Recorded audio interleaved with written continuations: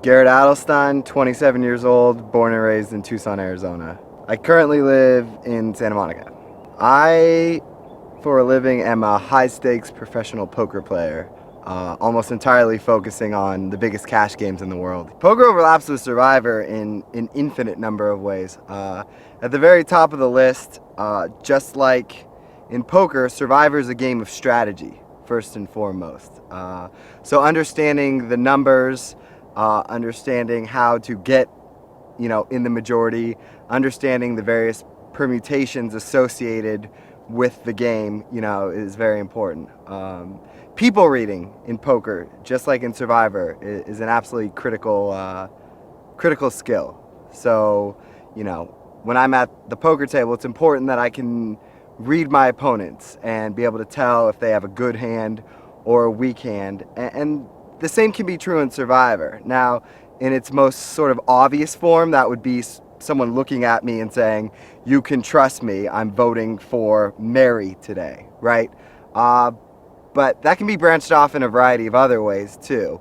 I think I'm a very good judge of character, maybe in part because of poker as well, So when someone comes to me on day one and says, "Hey, I want to make a final three alliance with you right now, you and me and only you and me to the end," that's the kind of thing where being able to tell if they're lying or not in that exact spot may not instantly sort of decide the outcome of my game, but it's going to be extremely relevant. I went to the University of Arizona, graduated in May 2008.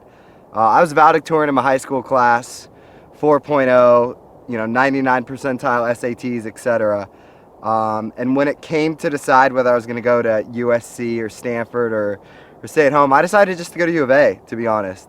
U of A was paying me to go to school, and at that time I was like 98% sure I was going to go to law school. So I was like, all right, well, I might as well save money. But probably the most relevant reason why I went to U of A was because I wasn't ready for like life to begin. I wasn't ready to be an adult yet. I knew U of A had like the hottest girls ever. Most of my closest friends went there, and it's an amazing party school.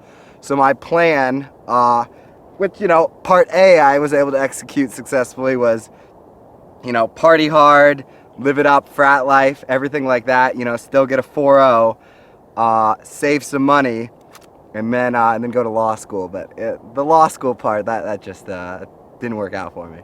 So freshman year is when my poker career started to take off. I played recreationally in high school, but right around when college started in 2004 was when internet poker started to blow up, actually.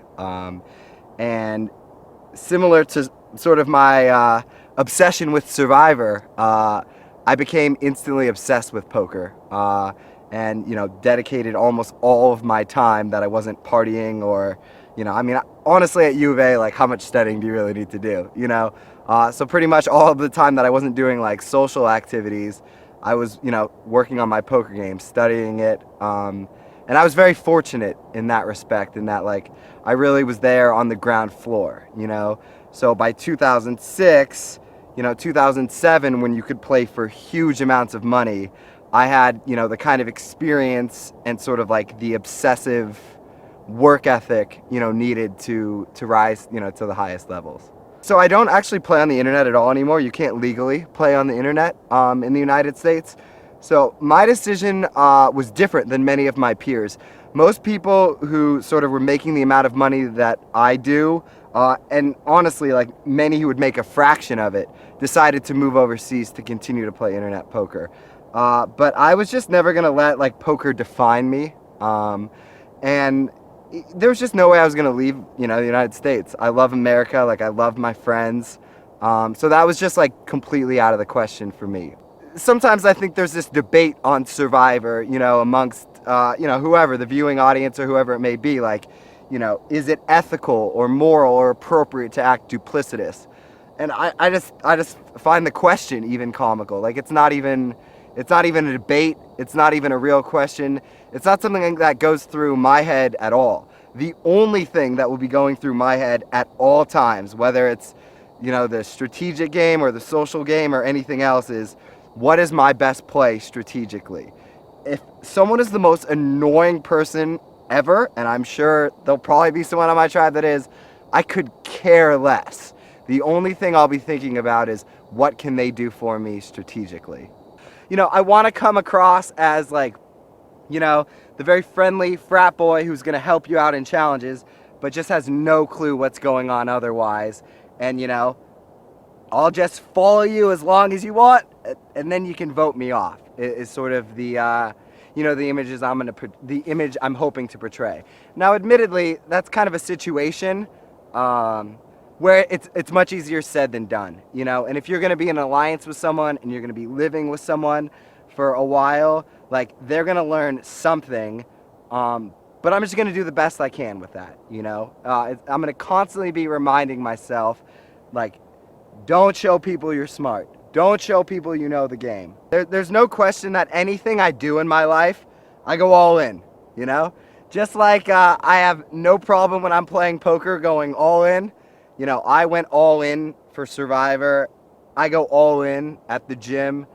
I go all in with my friends and family. And Survivor's absolutely no different. I went all in terms of preparation to be here, and I couldn't be more excited to get this thing going, because no matter what happens, I worked my butt off for this.